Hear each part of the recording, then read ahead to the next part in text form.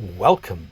This video might be a little bit disjointed because the last video I posted, I mentioned I was going to do a video about who brews your beer. Between then and now, beer author, writer, historian, etc. Pete Brown has done all the listing work. So cheers, Pete Brown, and I will pop that up on the right. Along the bottom, I'm going to put a list from Beer Nouveau of the breweries that have closed so far this year. There's still another couple of weeks left, so a few more will no doubt go, sadly. Now, as you can see from the rather, I don't like being on camera, by the way, but as you can see from the t-shirt I'm wearing, I started thinking about this when I was made aware that Dark Star, which fantastic brewery actually, and this is a Dark Star t-shirt obviously, straight out of Sussex, is no longer going to be straight out of Sussex. So I'll give you a bit of history for Dark Star. When I worked down in Brighton for the NHS, they began brewing in the basement of the Evening Star.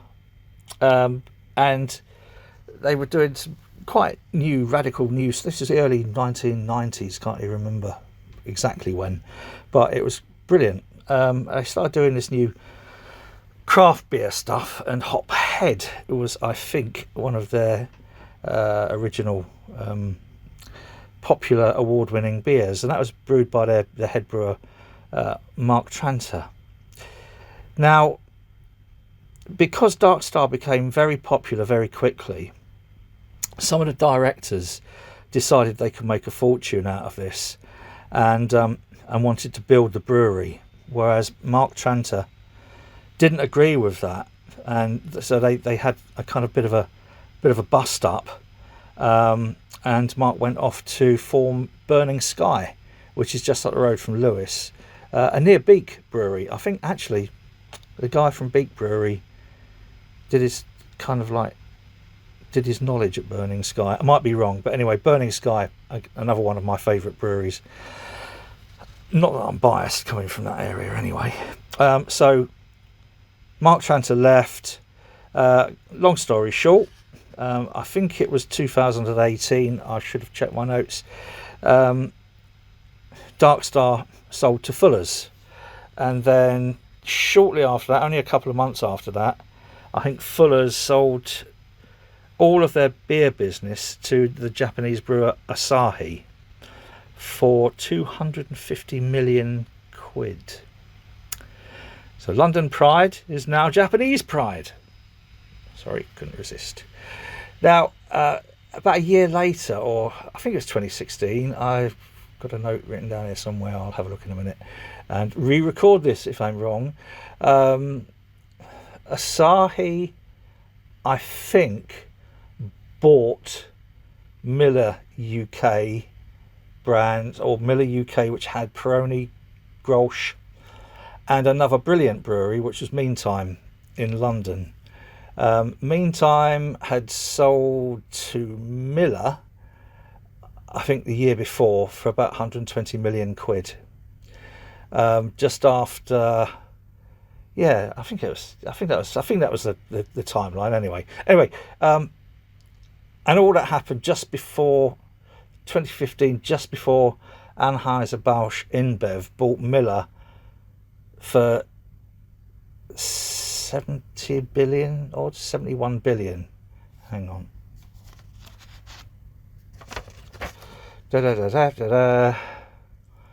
Yeah. So AB InBev bought Miller for 71 billion pounds. Oh, I don't even know what that would look like. If that was stacked up in pennies, how big a building would it take to have that? Anyway, that was in December 2015. And then Asahi paid AB InBev 2 billion quid. I'm fairly sure it's quid, not dollars, for the brands of Peroni, Grolsch and Meantime. And I think that was competition concerns over one brewery becoming too big because AB InBev have bought Miller. Right. Whew. So, to give you an idea, AB InBev sell 1 in 3 beers sold worldwide. So they've got 31% of the worldwide market. Anheuser-Busch InBev. That's pretty, yeah, scary if you ask me. So yeah, so Dark Star's dead. They're moving it. They're moving the production out of Sussex. There's Partridge Green, something like that, to the Meantime site in London. So that's it. No longer straight out of Sussex. This T-shirt will be worth a fortune. Now, how does it work out? Something like, if you have a look at sales, I think global sales for AB InBev are $54 billion.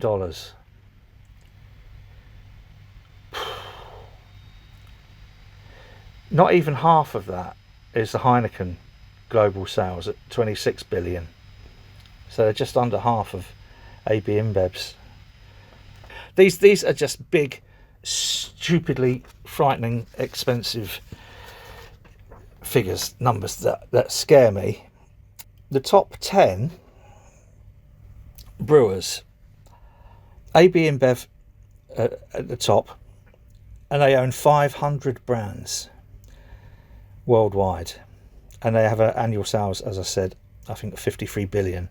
I'm not sure how up to date that figure is, but it is post-apocalypse. Sorry, COVID. Heineken have 160 brands or 160 breweries, 26 billion. Kirin, which is quite a sort of like way down from AB InBev, only have sales of 16 billion. Then we got Asahi, who now obviously own Dark Star, and Meantime, 14.5 billion. Molson Coors, who have just chucked the National Brewery Centre out of their building so they can move their staff in, down in Burton-on-Trent. Global sales of 10 billion quid. Carlsberg got £9 billion of sales. Most of their stuff's brewed down in Northampton, I think. Then China Resources, Snow, 5 billion. Tsingtao, 4.58 billion. Beijing Yangjing Beer Group, 2.5 billion. And Group Castel, 1.8 billion. So basically the top breweries anyway that we're concerned with are, we've got AB InBev, Heineken, Asahi, Mols and Carlsberg are the ones that really, for us, most of these breweries grow by either acquisitions or mergers. So you get two breweries about the same size decide to merge together to form a bigger brewery, or you've got a big brewery which then buys up a small brewery, I suppose. That's an acquisition. Mergers and acquisitions. And they all kind of, the thing about brands is, as an example, the top 10 lagers in the UK are pretty much all the same. They're all broad. You might think that they're exotic foreign brands, but they're all brewed in the UK. They're not brewed with the original water profiles and in the style that they would originally have been brewed. They are all commoditized and turned into a recipe on a computer program, and the head brewer in the morning pushes a button and all the machines do the rest. There's no real skill involved, but people still like to buy. I mean, as an example, Moretti, Birra Moretti, it's never been anywhere near Italy. It's just it hasn't. What's the other one? San Miguel. I'm fairly sure that was brewed in Asia. But again, brewed in the UK. Probably in Wales or something. I might be wrong about that. But all of these different named exotic lagers, you might as well drink Carling. really, they're not a great deal different in terms of, well, they are different in terms of our perception, I suppose. And this is about aspiration, isn't it? You know, we you know, you go out and you'll buy a bottle of Peroni, so you can be stood there with a bottle of Peroni thinking that, you know, you're slightly better class than those who's out there drinking Carling, isn't it? I don't like any of it. It all tastes like piss to me. But that's how these breweries grow. These big brands. They're like Heineken, closing down. I don't know, Edinburgh's Caledonian. You got Carlsberg, which Carlsberg and Marston's are the same. They're closing down. Jennings in the Peak District. So yeah, you know, you find these big breweries. It's nothing really about the quality anymore. If you look at those top 10 beer brands, so you got Corona, which I think is the top brand, then Heineken, then Budweiser, and Bud Light, Modelo, Snow, Kirin, Miller Lite, Coors Light, and Asahi. Interestingly, Budweiser, which is again just another one of those push a button recipe beers, is completely different from Budweiser Budvar, which, as far as I know, is still owned by the Czech government and is only ever brewed in the Czech Republic. I'm fairly sure that's still the case. So don't confuse Budweiser Budvar with Budweiser, Budweiser. So anyway, yeah, so that's just a brief overview. Thanks to Pete Brown for putting all these together. Saved me sitting in front of the computer for a couple of hours. Nice list. I'll put a link to it below. Obviously, the question is, in the UK, looking at the list running along the bottom of the screen, depressing list running along the bottom of the screen, who's going to be next to go and who's going to be the next to be bought? I'm not going to speculate on who's going to be the next to go. There are several. I mean, when you put a video out like I did, you get several people send you private messages saying, "Oh, by the way, did you know that such and such has got the receivers in, or they've appointed a insolvency practitioner?" I'm not going to mention any of that because, well, I'm just not. But I will speculate on who's going to be next to be bought out. And there was a big thing when Camden were bought out, and when Beavertown. Beavertown's a good example because that's a rock star's son. I'm not going to mention who, Logan, but got a £40 million loan from Heineken to rebuild their brewery, and as a part of that, if they couldn't pay it back, all the brands would go to Heineken, and now they're fully owned by Heineken, and Logan Plant has wandered away with a fair amount in his pocket. So, you know, those brands are worth more, really, that, you know, things like Neck Oil, Gamma Ray. So they're completely owned by Heineken now. But the question would be, just sort of like locally, I think to me here in Sheffield, yeah, within a reasonable distance, we've got people like Thornbridge, we've got Abbeydale Brewery, we've got Salt up in Saltaire, Vocation over in Hebden Bridge, Northern Monk up in Leeds, all very, very good breweries. But I mean, they're going to be the target of some of these bigger breweries. Then, of course, the questions about BrewDog. I mean, whatever you like or not like about BrewDog,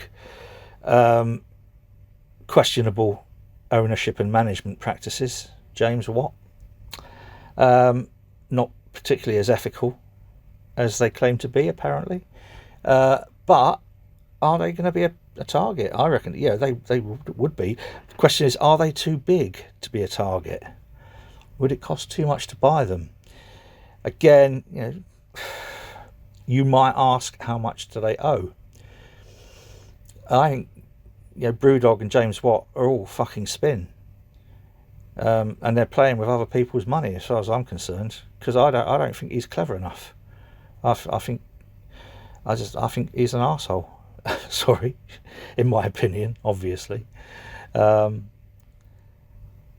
Brewdog, yeah. And everybody who thought, what's it called, equity for punks, think they bought into Brewdog by giving Brewdog loads of money. You try cashing in those shares. It's impossible.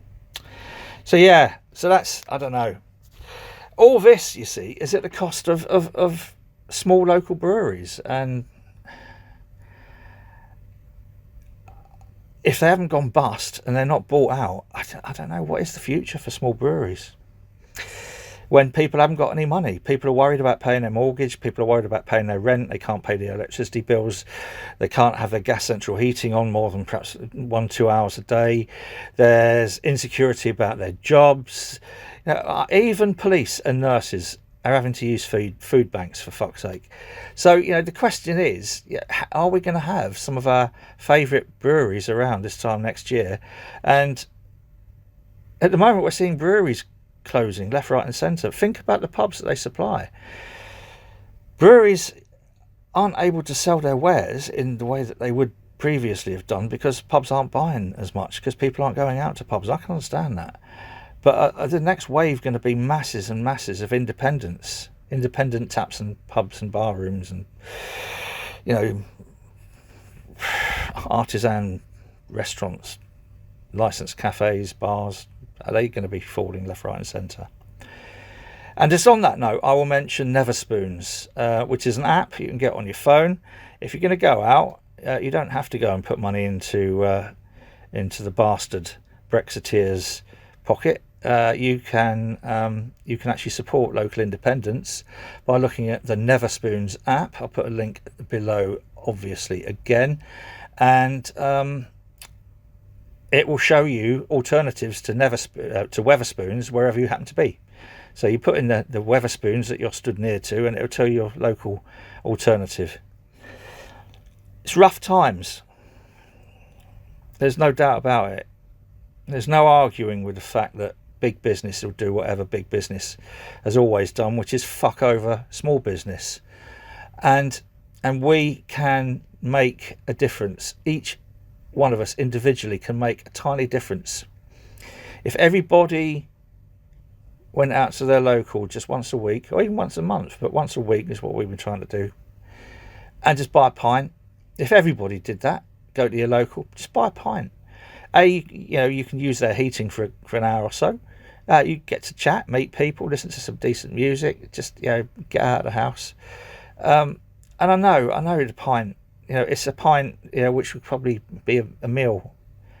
But if you can afford it, then please do. And then maybe this time next year, we might be in a slightly better position where a lot of the upheavals that are putting pressures on everybody left, right and centre might have eased a little bit. Fuck knows, I hope so. But anyway, so yeah, thanks for Pete Brown for putting that list together after I said I was going to in the last video. Thanks to Beer Nouveau for keeping this really depressing list. Sad though it is. God, yeah, seems strange after that now to say, whatever you're doing, do it safely. And cheers.